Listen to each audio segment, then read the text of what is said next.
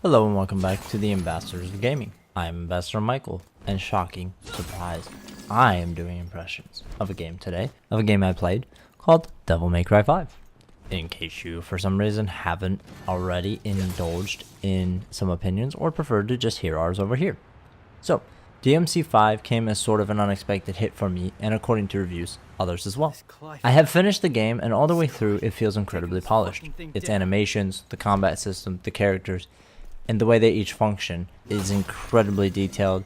You can tell that the team put a lot of hard work into it. They each function differently, however they do retain the same combo structure. So the button combos are the same for every character, at least in the combos that I unlocked and the ones that I chose to use throughout the game. The systems are thought out. The map design, even though it funnels you, pulls you in such a way that you barely even notice how small the maps are due to the high level of detail and little ways you can explore it. The game is loads of fun to play, upgrading feels satisfying, and the orb system seems balanced, especially given that the game has microtransactions where you can purchase said orbs. It seems that those options are really just there as a way to give yourself a huge boost, or to finish up the upgrade tree instead of grinding, though I wish they were just removed entirely. Without touching on the story too much, it is important to note that I have only ever played DMC Devil May Cry, you know, the one everybody hates. I had an enjoyable experience with that, and it felt like a decent game in the series. DMC 5, however, takes place in the original timeline.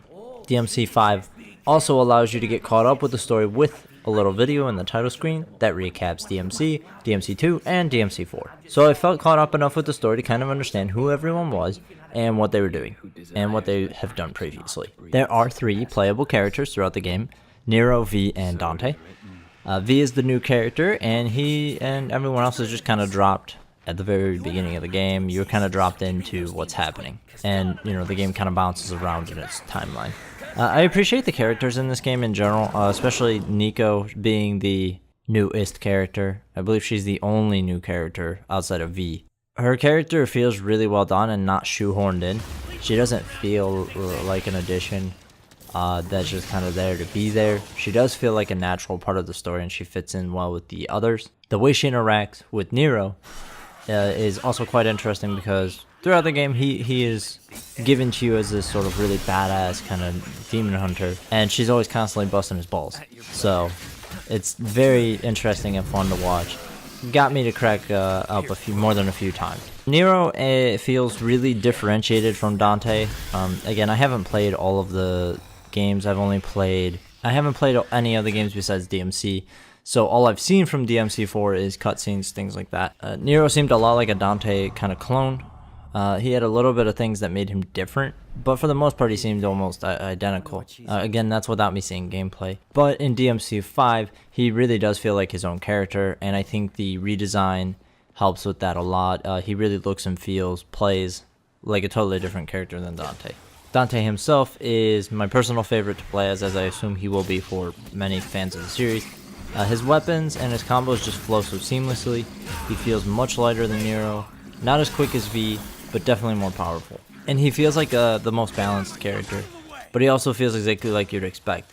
He plays like how he should play as a middle-aged professional demon hunter. There's a few sections throughout the game that also allow you to have branching paths, allowing for some replayability and going back to see if anything interesting happens along the way, or if it's just simply a different path for different characters, which I believe it is.